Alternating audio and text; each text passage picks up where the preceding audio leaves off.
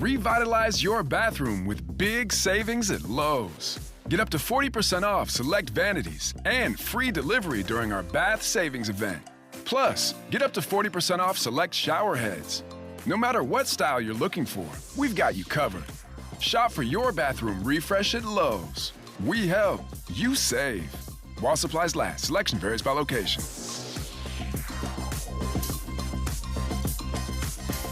One of the biggest challenges of earning a degree as a military veteran is transitioning your goals and experiences to your next phase in life. National University gets it.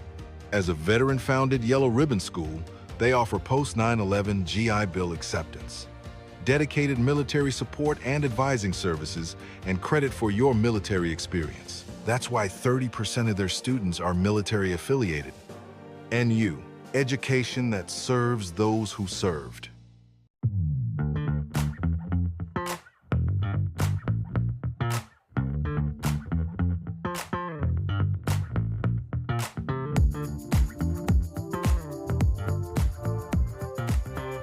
Good evening, ladies and gentlemen. Happy Friday. Yes, at long last, the Phillies are finalizing a deal we were all very excited about. This offseason, there was a lot of momentum and a lot of chatter recently that a deal was close. And indeed, on Friday, January 16th, 2026, the Phillies and catcher JT Realmuto reunited on a 3-year, $45 million deal. And also the New York Mets signed Bichette. Was that who you were thinking of? Oh, I'm sorry for the confusion. Welcome to Phillies Therapy. My name is Paul Boyer. I am joined, as I always am, by my co-host, who has had a very busy day, working the phones, getting details, getting a nice little summary of the situation, the sudden disappointment that is Bo Bichette's jettisoning. You can't really even say he left because his Phillies tenure was so brief and also fake. He goes to the New York Mets for as long as 3 years, probably shorter than that, for over $40 million a year on average annual value. We'll get into the specifics of why that matters in the face of the Phillies reportedly offering 7 years and close to $200 million and having that offer lose out. The Phillies, of course, started this offseason probably not thinking about Bo Bichette too much. Their infield was mostly set already. Bryce Harper at first base, Bryson Stott at second, Trey Turner at shortstop, Alec Boehm at third base. That's fine. That's a good infield. But then, of course, as we all know, a couple of weeks ago, things started to change a little bit. Bo Bichette's camp, I believe is how it went, approached the Phillies with, hey, what do you guys think about this? There's some interest here. Is there a way we can work something out?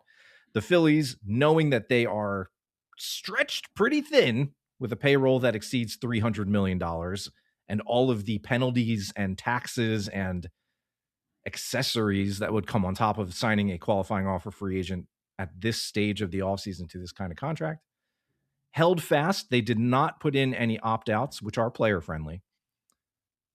And instead, Bo Bichette opted for the more player-friendly deal. He goes to Queens. It is reported he will play third base, mostly, for the Mets in 2026, while newly acquired Marcus Semien takes second base, the position Bichette probably would have played with the Phillies. And so it goes. All of those dreams, all of those lineups and thoughts about where Bichette might bat and other dominoes that might fall in the wake of that, who gets traded, who goes where, et cetera, moot point. That's all done, and we are back on the offseason path that we started with. Only this time, JT's deal is actually official. And with that, you are caught up, and I will bring in my co-host who has really been writing up some excellent stuff that has all of this important context, because the details are really important in this situation to really try and grasp and understand why this all went down the way it went down. Let me bring in Matt. Matt, good evening. Busy day for you, huh? Yes, I'm toasting to what appears to be the unofficial end of the offseason, the hot stove season, at least, I think, for the Phillies. And I think it comes with a lot of disappointment for many people. I think how you feel today and tonight is completely tied to what you thought about this team before there were indications that they could sign Bichette, because there's, I think, a large swath of the fan base, I would say, this is a team that has failed to reach its goal in the last few years. It's a team that's getting too stale, and they needed something to shake it up. And um, I also think there's another half of the fan base that would say this was a good team, not a great team, a team that still has a chance to win a division and contend for a World Series in 2026.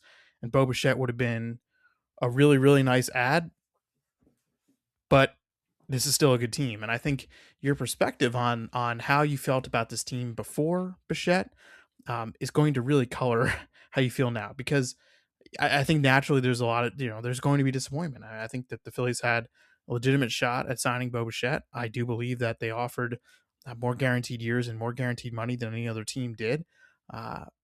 And I think two things can be true here, Paul. I think you can be upset that the Phillies didn't sign Bichette, that he went to a division rival, that they didn't go to greater lengths.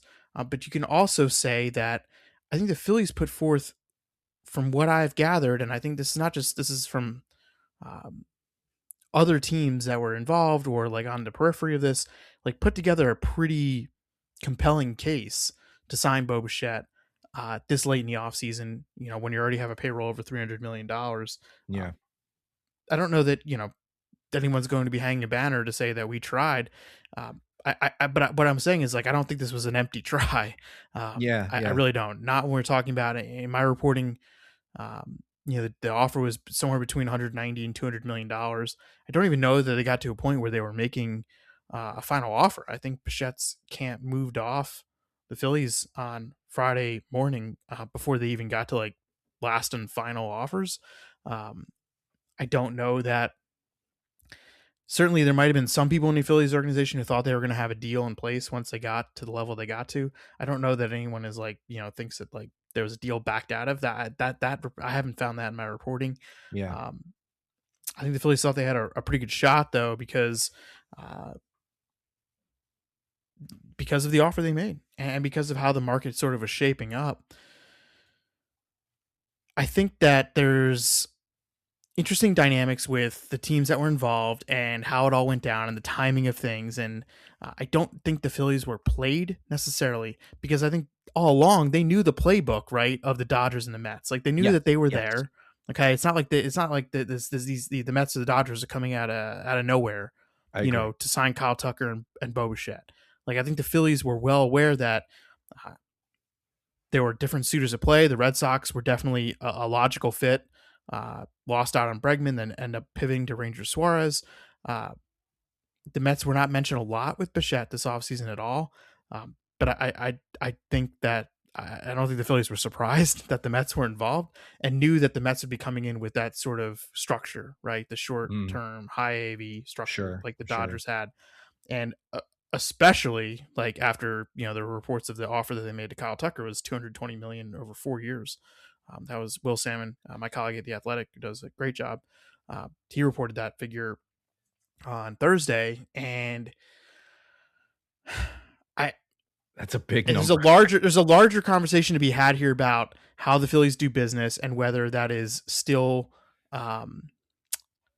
a successful way of doing business in this era of baseball with the way that these contracts that you said, Paul, is a very player friendly deal.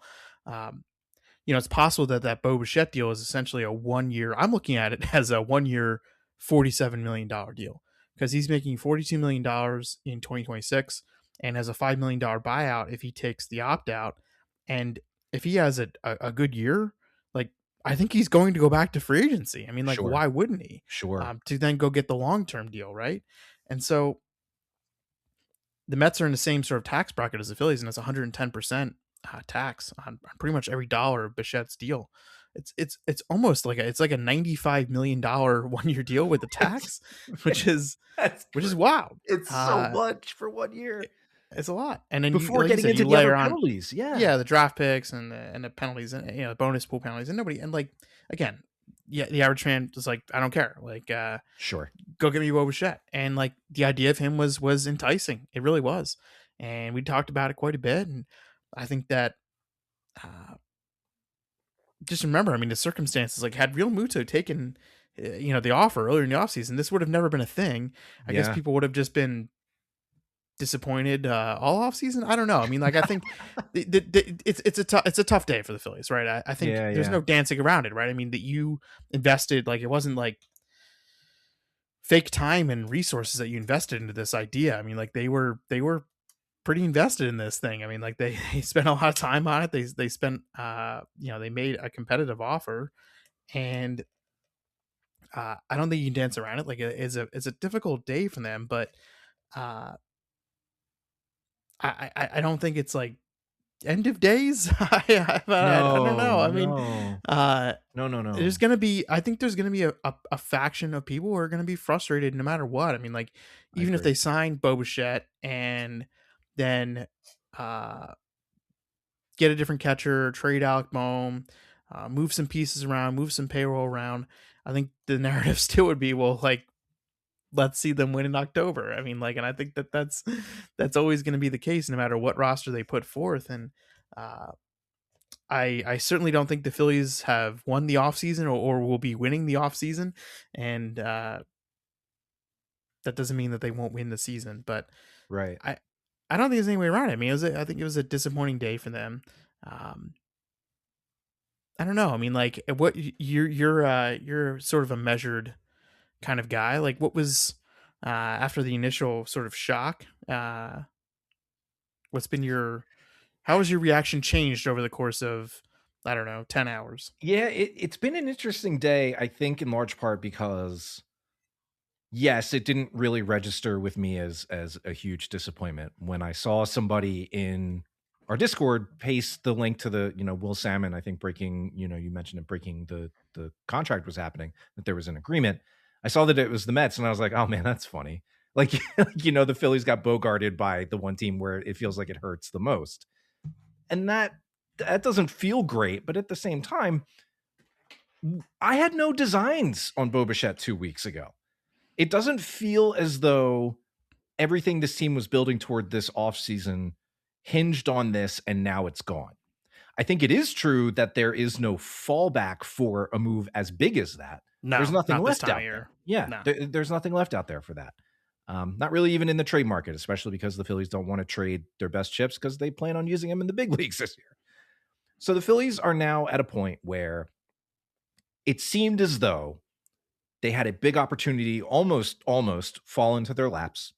The longer it went on, the more it seemed like Correct. they really were going to make something happen, that it was close, especially as Tucker went off the board. You're like, okay, this is it. In the next couple of days, we're going to see something. And I did believe, I was at like 80 to 90% Thursday night coming into Friday, that the Phillies were going to sign Bichette. But I don't think that. I was probably like 75%. That was close. Yeah. I Yeah, think I was okay. right. I think I was right. That Thursday night. Yeah. It Yeah. just it had that sense to me. But to see the Mets come in and do what they did, at first it's like, oh man, that is annoying. But then as more details came out, it just reinforced, as disappointing as it might be. And I don't blame a single person out there. If you are disappointed and you are mad that the Phillies didn't actually make this happen, part of me absolutely gets it. You had a star level hitter dangled in front of you to potentially replace somebody who, decent chunks of the fan base are growing frustrated with. Upgrade that. He's at an age where you could prolong the court. Like, there were a lot of appealing things here. Now that is not possible. I don't blame you for that. But as I see these details come in, it reinforces my idea that the Phillies did the right thing, or at least played it the right way, as did Bichette and his team. I feel like everybody involved with this played it the right way for them, for their circumstances. Now, it leaves the Phillies on the short end of the stick, and that sucks. But Bichette played it right because he got player-friendly terms. He gets to make almost $50 million, if he opts out after 1 year. And he gets to re-enter free agency next year, potentially without a qualifying offer, which will help his market greatly, you assume. The Phillies Will there start. be qualifying offers in the new Well, CBA? We have no idea. a lot of assumptions here. It's true. We remember we discussed in the last pod, like, I talked about the different doors, right, that Bo Bichette could open. The 3 doors that I thought would be in front of him. Yes. And I think all along, like, I think in the Phillies side, um, I think they thought, like, we have a shot because we are giving him a door to open that nobody else might be giving him, right? The Yeah. long term, um, solid AAV. I mean, like close to 30-ish AAV, which is a pretty big number. Yep. We are giving him, if that's what he wants, we can give that to him while nobody else can. And we know that the Dodgers and Mets are going to be able to give him, the short term high AV. We're under the impression that maybe the Red Sox could give him, something between those two scenarios. And so I think that's how they approach this. And I don't think that they didn't sign him because they didn't offer opt outs. I don't think they didn't sign him because they didn't have the wherewithal or the desire to go to the high AAV.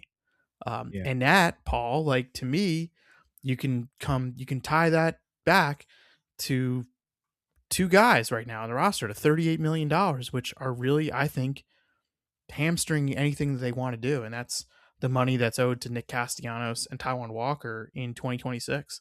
And I just think that,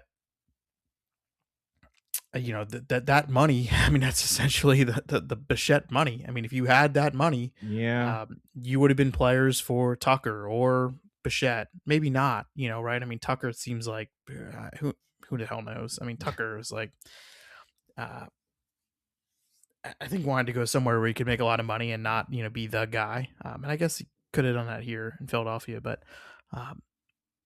that money, and it's not totally dead money, but it's close to dead money. That's hurting them here. And like we've talked a lot about how the Phillies have really hit on a lot of these long-term contracts. Think about it. I mean, almost all of them, right? I mean, how many of them have really truly backfired? The Castellanos and the Walker ones are the two that probably stick out as not having really worked. And you can go back to when they signed Castellanos. I mean, they probably didn't need to give him a 5th year, but they did to get the deal done. And Taijuan Walker, like, just deal didn't work out. It's a deal that didn't work out.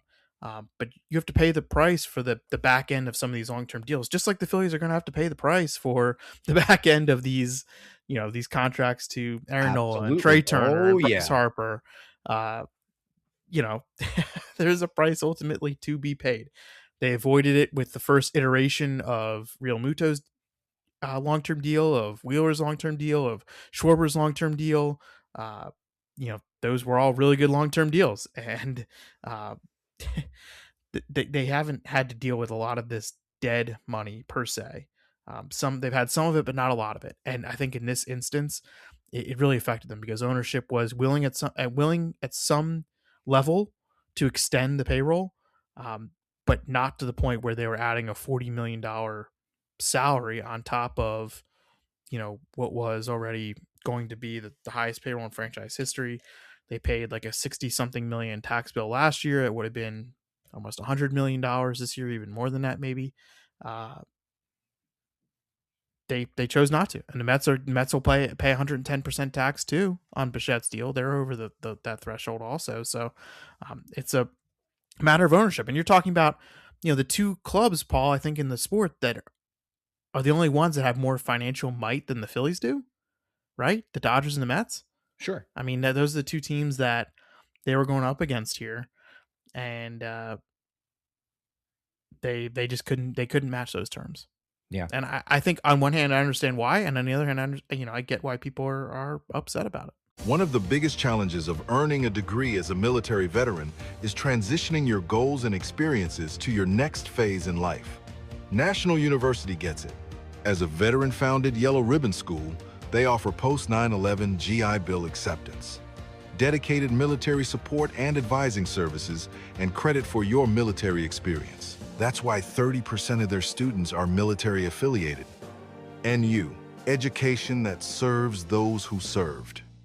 Yeah, I absolutely empathize because part of me wanted to, add a bat like this to the lineup. Bo Bichette is a really, really good hitter. There were going to be potential pitfalls to think about, right? There were downsides to think about. It's not as if this is a generational. He was talking about third base for the Phillies, by the way. It's also, was he? Yeah. Okay. Yeah. You know what makes this year and this particular pursuit different in missing out on a hitter like this, where a situation almost worked out in the Phillies' favor, is the thing that they've needed to line up and supplement these big deals is going to get its first crack at actually making a difference. You know, I've talked about this a lot. The Crawford, Miller, Painter situation is imminent. It's not a year or two away coming into this year. It is happening. It is going to happen in 2026. And those three guys represent this organization's best shot at having supplementary players, right? At its most base level that don't cost $30 million a year. If you look at it from a pure dollars and cents perspective, this is the first shot for the dev pipeline to show its stuff a little bit and to help support the core as we move through these next couple of years. I think the door is still at its widest this year and in 2027. Again, assuming a lot of things stay the same. We know things. 2 more years here. Yeah. I think that is where the door is still open the widest. Depending on how these three and whatever other, graduates from the system come along in that time, how they fare, that could shift. We could find ourselves with a new core member by this time next year, right? Give them a little bit of grace period, give them an acclimation period. All of them, they're going to take their lumps in their rookie seasons. But it's possible that they emerge as transitional pieces. And that was not present the last offseason or two, right? We couldn't fall back on that. I couldn't fall back on that. It puts a little extra importance on their development, which, may or may not be beneficial. It feels like there's a little bit of a turn of the pressure knob. Maybe that's real. Maybe that's invented. But they're there. And they're going to play for this team at the major league level this year. There is still that opportunity to have something from within to help make up for this loss. Aiden Miller's not going to be as good as Bichette this year and likely what he would do in 2027, but that's okay because he needs that shot to develop and get to the major league level and potentially get to that level. We don't know if he ever will. He's got a pretty good floor and he could be an all-star type of player if he hits his ceiling, but he's got to actually get up here and get that shot, and it's coming. I come back to, I want to, one more thing about Bichette. Yeah, I mean, he now, with the salary he's going to have next year, do you know where he's going to rank in terms of AAV in 2026 among all players? Oh, man. We've had a lot of these lately. It's going to be top 10. 4th. Yeah, okay. The Phillies were, with their AAV, again, roughly, based on what I know about the offer, we're going to make him roughly the 22nd highest AAV in baseball for next year. Okay. I don't know. I mean, like, I just keep coming back to that number. I mean, like, it's a big number. I mean, like, I think he's a really good player. I don't think he's, and obviously salaries aren't commensurate. Again, some of these free agent deals were done a couple years ago. Like, it's funny. Where does Bryce Harper now ranks in this list for 2026? Yeah, what was it? Harper is now going to be 35th. 35th in baseball and AAV in 2026. That is, yeah, I guess because Tucker and Bichette wild. Signs. It's the last time I looked at. Yeah. Okay, that is wild. And Bichette, if he signed the deal that was on the table reportedly, that would have made him the 3rd highest paid player on the team by AAV. That would have been above Trey Turner if it was 28 or 29. Correct, behind Wheeler and Schwarber. Yes. Yeah. I just. I don't want to say that. Again, we remember we laid this out. We were saying that there are other teams who are more motivated and who are more desperate and who have a better fit for Bichette. And I think the Phillies had a good fit for him, but they would have had to move around quite a few pieces. And I think that's exactly how it all played out. I mean, the Phillies, I don't want to say the Mets were desperate, but they were probably pretty close to desperate, right? I mean, they haven't made a major free agent acquisition all offseason. They made a huge offer for Kyle Tucker. They did not get him. The owner is on Twitter tweeting something out about smoke. Where's the white smoke? And it's like, and he loses the guy, and it's like, he might be telling his GM, whatever it takes, I'll sign the check. Go sign Bichette. And so, there were more motivated teams than the Phillies. And now, again, this comes back to the idea of like how you view this team. Is like, there's probably people listening to this who are like, well, the Phillies should have been the most motivated team because they have a lot at stake, and because they need to improve this club, and they have a stale roster, and they need to make some changes. I don't disagree with that perspective. I think that there were teams that were more motivated than the Phillies that felt like they were more desperate to do this. And I think that bore out in what the Mets offered. And I don't know. Like, he's not, is he the fourth best player in Major League Baseball in 2026? Probably not. But the Mets paid a premium to land him, obviously, especially by giving him the opt-outs. Like, I don't know if the Phillies would have gotten there money wise, but like I almost agree. Like, I wouldn't be offering him an opt out after 1 year. Like, I mean, that's No. like, No, I don't understand. would never. Especially if you're giving up draft picks, and I don't know. Like, I wouldn't have done that. No. And that's probably why I wouldn't have signed the player if I was the GM. But I wouldn't have done that. Yeah, maybe I would have gone to a higher salary. You know, I would have done the shorter term, higher salary structure to try to land Bichette if I really liked him and if I really thought he fit. Yes, sure, absolutely. I'm just not doing, if I'm a club, I'm not doing an opt out after 1 year. I just can't. So does that wrap up the Bichette discussion for now? Like, have we covered all of the basics? All right, maybe for tonight. Yeah, sure. So now more people want to know about like what's next and what else is there. Sure. And the answer is, I hate to tell you, I think this is it. Drum roll. Nothing. We can talk about the Realmuto deal first. Let's do that. Yes. JT, 3 years, $45 million. I don't like it. I don't like the third year. It's tough. It felt like the only team that could have given him the third year, correct, gave him the third year. And this whole Realmuto exercise has been about respect, and I get it. I mean, like, he's taking a big pay cut, right? That's I mean, he made $23 million last year. That's true. And for 5 years he did. He's taking a big pay cut. No question. Somebody, you can do it on the fly, Paul. I don't know what 33% that is. Pay cut. Yeah, something like that. Essentially, yeah, close to a third of his salary is being cut. So, was he disrespected by the idea of not only having to have his salary cut, but also the Phillies only going to commit 2 years to him? I guess I get it, but free agency to me is about, like, what will the market bear? What will the market compel you to pay? Like, you don't want to go out there and just set your own price and you know, that's that. I mean, I think there's different market forces that the Phillies were trying to adhere to, and I just don't like the third year. I'm fine with them bringing him back. Like, I think we've talked about it. He means a lot. I think $15 million per year is like, yeah, that's fine. You know, it's probably the like 2-ish WAR. You know, like you're assuming he's going to be a 2 WAR catcher for the next 2 years. Yeah, fine. Will he? I don't know, but could he? Yeah, absolutely. I just don't like the third year. I really don't. And is it going to make or break or kill them? I don't know. Probably not. But you probably said that about the fifth year. What else are we talking about? Right. I mean, and so again, this is where, like, the way they do business, like, I wonder, like, do they have some deeper thoughts about, you know, how they do this? And this is a larger thing too. I mean, it's not just them. Like, the Toronto Blue Jays, I believe, and I think this has been reported, had like a 10-year offer out to Kyle Tucker, like a huge offer, and did not sign the player.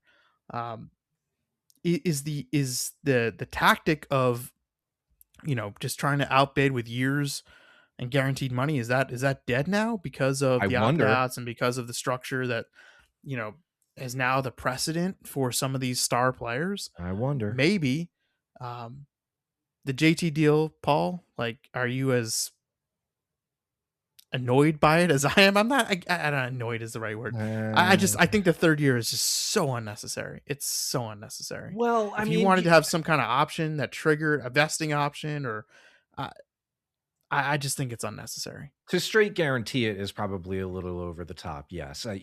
There was a phrase that, I don't know if it appears in the article itself, but you used it as a kicker, like on a tweet or something like that. The path of least resistance. For sure. It's just what was in front of them. They knew that JT was still available. They got I'll say spurned by Bichette, but that's not really what happened. They didn't sign Bichette.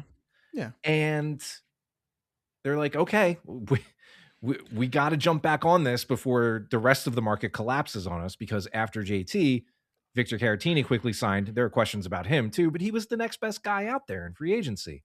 2 years, $14 million. Yeah, with the Twins. There was some thought about trading for Ryan Jeffers, but he was going to be on an expiring deal, and you don't know what you have to give up to get him. You keep the guys in the farm system who, as we were just mentioning, need to have their time to actually perform a little bit within this organization. So that's fine. Nothing really lost there. You aim a little bit higher. There were folks talking about, going as high as Adley Rutschman. I saw never a consideration. First of all, you don't know that he's available. Second of all, what do you have to give up? Even on a down year, Adley Rutschman is going to fetch. It was never a consideration. Yeah. So this is the path of least resistance. It made the most sense. And it's what we were all expecting in November. That hasn't changed. Only the things around it have changed. And the sour taste in the mouth comes from something that was more exciting that almost happened, but didn't.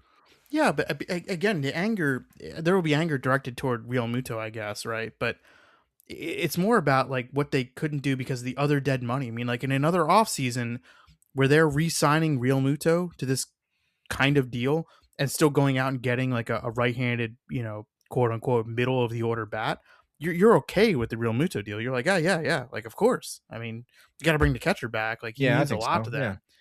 But it's because maybe of the sequencing of the moves, and also just because they're going to end up not having added a significant bat outside of Adolis Garcia, who depends on how you feel about him, but he was a 1-year deal. Yeah. I don't hate the annual salary. I just don't like the term. I don't like it one bit. Yeah, the third year might be a problem. We'll see what 2028 looks like. That's a bridge I'm willing to cross. We all die. Yeah, right. That's a bridge I'm willing to wait to cross until we actually get there. For now, we knew the catching market was a barren wasteland. And for this year... Yeah, and they didn't have any internal options. No. I mean, it does raise the question of, will they be able to successfully get Marchand or Stubbs through waivers? I know Stubbs has the poison pill of sorts in his split deal, so they'll certainly try and get him through first.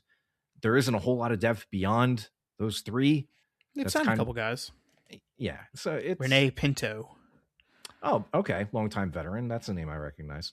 Yeah, it's fine. It really is the sequencing of things. It is. It was a day where you just kind of felt like you were getting kicked in the shins in sequence. It was one of those things. I was waking up to an eventual announcement that, okay, yeah, the Phillies signed Bo Bichette. And I was going to be like, yeah, that's cool. That's exciting. Let's put him in the middle of the lineup and then see what happens from here, because there's going to be more moves.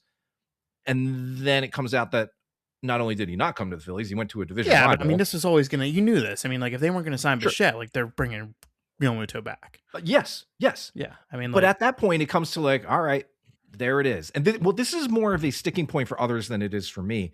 It is more of the running it back and the staleness. I'm already tired of this, and I get it. We're gonna hear it all. I get it.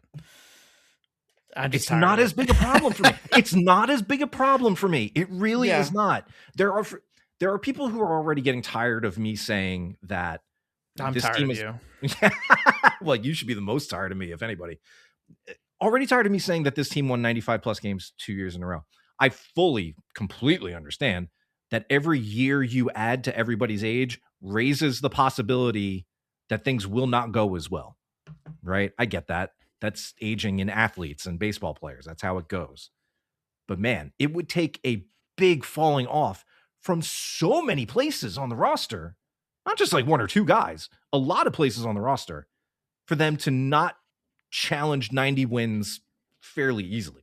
Like, this is a team that is like 89 to 92 or 93 wins right now, as constructed post JT signing, even with their starting pitching questions. Yeah, even with uncertainty around Nick and whatever they're going to do with the March platoon. They're good. They're a good team. The biggest gains have been in the bullpen this offseason. I think that's pretty clear. But people don't want to hear because this anymore. No, I know. I mean, like, you get a full year of Duran, and I think Brad Keller is, a pretty significant addition for them in the bullpen. And I think the four guys at the back, Duran, Alvarado, Keller, and Kirkering, are as good of a four as there is in the sport. I like that group. Yeah, and I think they've done a much better job. And this was a criticism I had. Like, they've done a much better job of building out bullpen depth and just guys that could cycle through, like actual, some live arms. And to counter, though, Paul, what you're saying about, on paper, like, this is a team that should obviously, challenge 90, low 90s, win a division, be a contender. I just really worry about the rotation. Totally I really fair. do.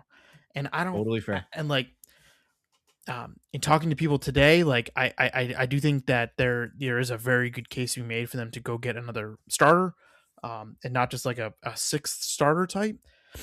And maybe they will. I don't think they will. I mean, there are a lot of guys who haven't signed yet. Pitchers left. Like, there's a lot of guys who haven't signed, guys that you like forget about. And I'm not advocating that they go sign some of these guys, because I think some of them are ones that I would stay away from. But there are a lot of guys, and like, yes, again, though, the issue is you're paying $18 million to a sixth starter already. Yeah. Like, and I don't know how you can justify going and signing, I'll just throw a name out there, Miles Michaelis to a $9 million deal or an $8 million deal. I don't know that I can justify that. Because will he be better than Walker? I don't know. Maybe he is, but I'm already devoting $18 million to that spot on my roster. And Walker was, like, roughly league average last year for whatever it's worth. But there are so many back end starters who haven't signed yet.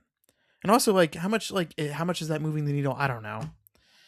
I don't know. Do you want to go spend $10 million to secure Lucas Giolito or John Gray, or he's hurt? That's Zach Littell. I don't know. Probably not. One of the biggest challenges of earning a degree as a military veteran is transitioning your goals and experiences to your next phase in life. National University gets it.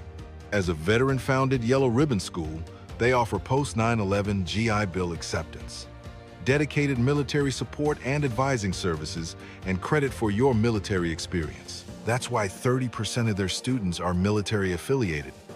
NU, education that serves those who served. I don't know either. I think one question I have as it relates to this tangentially is, as we approach, the last couple of weeks, we think finally of Nick Castellanos' tenure on correct this roster. Is there any thought or any legitimacy to the Phillies thinking about attaching a player to trading him in order to relieve themselves of more money and potentially sign, one of these guys, roughly speaking? Is that something they consider, or are they content to just get $1 million or $2 million in savings and move on from there?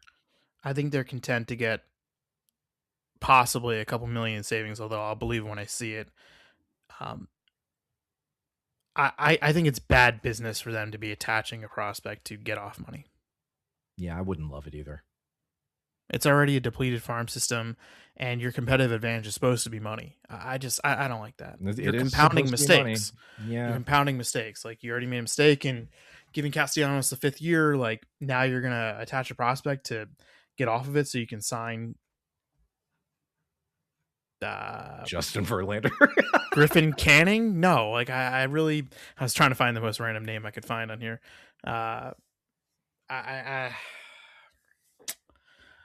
No, I know that there are teams that have called them and told them, if you do this, we will take on money. Oh boy. And I think they have generally rebuffed those ideas. So it's one of my favorite words, and it usually only comes around in trade discussions. Rebuffed. And no, nothing has changed with the Castellanos situation. He will not be back. Yeah. Okay. I mean, that makes all the sense in the world. The later it gets into the offseason, I let the fringe intrusive thoughts creep into my mind, like, oh, maybe there's half a percentage chance they bring him back to be the platoon No, bat with it's a Marsh. 0% chance. I'm like, ugh. It's getting dreary when my mind is going there, but that's just kind of a symptom of this day. It was a lot of back and forth. It was an emotionally taxing day to watch everybody react to this in real time and go through it, because everything ran the gamut. I was on the more level end of the spectrum, I feel like, but even I couldn't, completely hold it in. We got into a discussion, over in the Discord again about, all right, well, what could Alec Boehm still fetch you? And I'm just like, hell if I know, I'm just throwing out ideas. And that's mostly just a result of me watching so many folks be like, this sucks. I'm not going to renew MLB TV. I'm going to try and cancel my season ticket plans. I don't think that's how it works. You've already paid. I think that's a little bit melodramatic anyway. But those tweets get a lot of impressions. Oh, they sure do. Well, I was gonna wait, but you get into okay. So I had one more question for you. Okay, it's a pretty straightforward one. Okay, Alec Boehm, your thoughts? Yeah. Oh man, he's gonna draw a lot of ire. The way this seems like it's shaping up is he is gonna bear the brunt of a lot of frustration that folks are going to have from this Bichette fallout, because he is the guy who already frustrated a good deal of the fan base.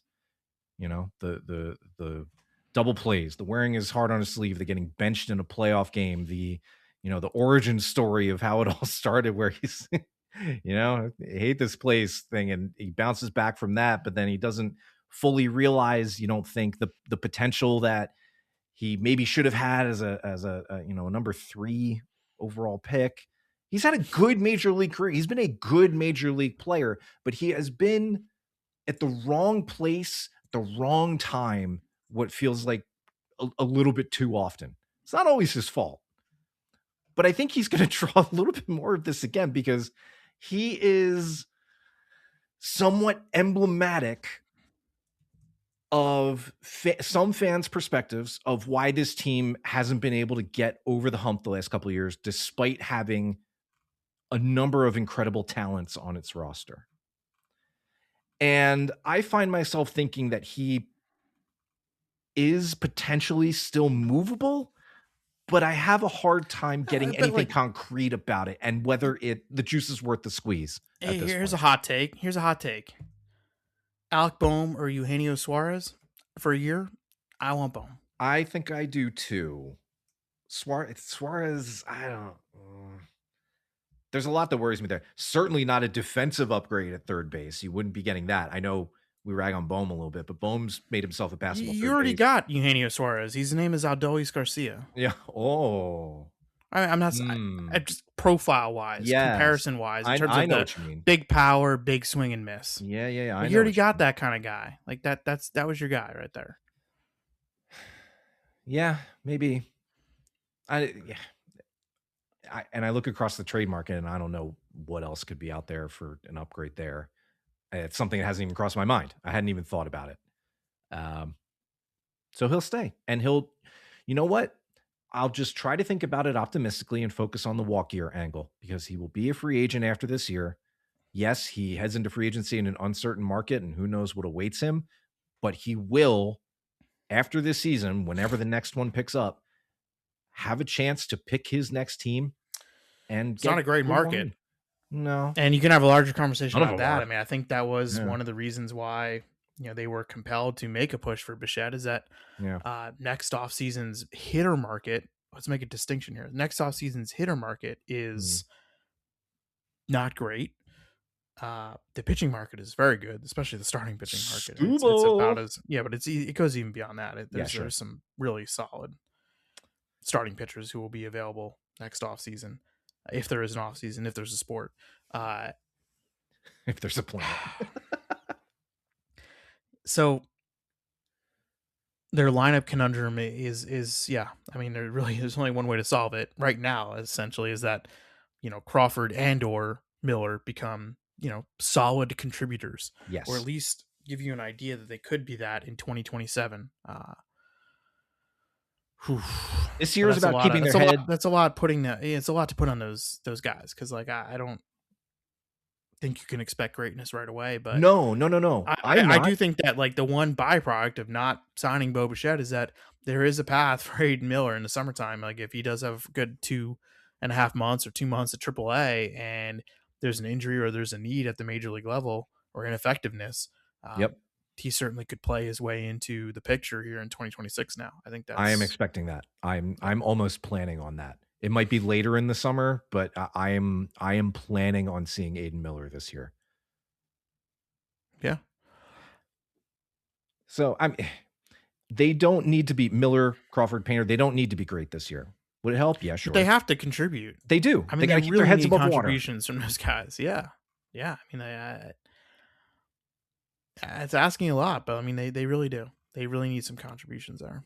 You can't get like OPS pluses and ERA pluses in the 60s and 70s, right? Like there are growing pains you can tolerate, but you gotta be passable, you know?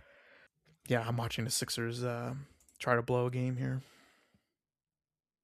It's Sixers season. All right. So that is basically where things stand right now with the Sixers, with the Phillies. We're back to where we were 2 weeks ago. It's like the last 2 weeks didn't happen, essentially. It kind of is. I mean, the Mets ended up getting Bo Bichette, and that's probably something that would cause some noses to crinkle, no matter what the surrounding circumstances. I still wonder about the Mets. I think they've addressed a lot of things except for the elephant in the room. They are far from a perfect team. I will have everyone know. I will say this fairly loudly. The bottom half of their lineup and their rotation. Talking about their lineup. Yeah, I'm not. Yeah, the rotation. Yeah, and they have more moves in them. I think that's pretty clear. Yeah, they're fine. They're good. But the East is gonna be fun again. We thought it was gonna be fun last year, and it really wasn't. I do think the Braves are a little better. And I think the Mets have some work to do. Yeah, Marlins and Nats will not be better. So Phillies will have to take advantage of that. The Marlins and Nats will not be better. All right, so that's the state of things. I would have liked to have had Bo Bichette on this team. The Phillies will not have Bo Bichette on this team in 2026. A lot of people will get really angry after listening to this. I mean, there's no winning. And when it comes to this sort of thing, I am fully accepting of knowing that there is no winning side of this to come out on. And I am okay with my own personal piece about it. I hope everybody else finds theirs. It's okay. It's fine. There are little things that rankle me, I guess, but they don't cause me to not want to renew my MLB TV subscription or anything like that. Like, it's still a good team. Stop going on social media. It's still a good team, I promise. Stop going on social media. I have done a very good job, thank you very much, of stopping going on social media. All right, that's enough patting myself on the back. That's it. This episode is over. So is the Phillies' pursuit of Bo Bichette. So is almost the Phillies' offseason. There are almost no moves left to be made. Maybe a couple 26 days to pitchers and catchers. I know. I wish I could say, hey, get excited. It's so close, but I don't think today's the day for that. Hopefully, as we get a little bit closer, things round into form a little bit more, and we start seeing this team for what it is, which is a good team. Again, nobody wants to hear that tonight, and I totally understand that. Bo Bichette goes to the Mets, but the Phillies reunite with JT Realmuto on a 3-year, $45 million deal. What's the first Phillies-Mets game in Philly? That's a good question. Let's take a look at that right now. Do you think you think there's a lot of anger toward him? Well, sure, because that's what we do as Phillies fans, but he doesn't deserve it. I'm not going to boo him, but he's going to get it. Yeah, he's going to get it, but I'm not going to boo him. It's not until June 18th. Yes, sorry. How about that? It's still a long time. That's still a long time. How about that homestand after the All-Star game? 3 against the Mets, 3 against the Dodgers, 3 against the Yankees. Going into the trade deadline. That's all at home, at least. Well, as much as those will be home games, I guess. Those are traveling fan bases. True. It's a World Cup weekend. Oh, no. Sorry, World Cup's over by then. Sorry, they moved the Phillies-Mets game to that Thursday for ESPN. Yeah. Well.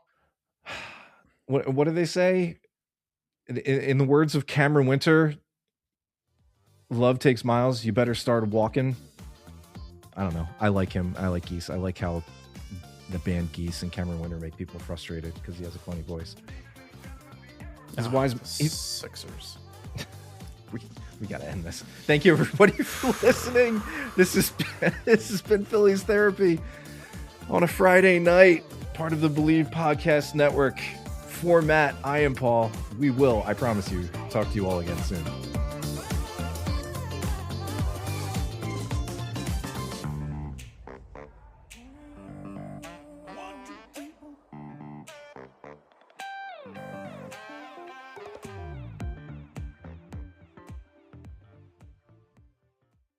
One of the biggest challenges of earning a degree as a military veteran is transitioning your goals and experiences to your next phase in life. National University gets it.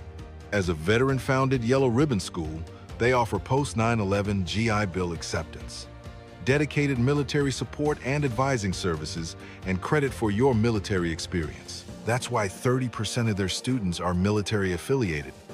NU, education that serves those who served.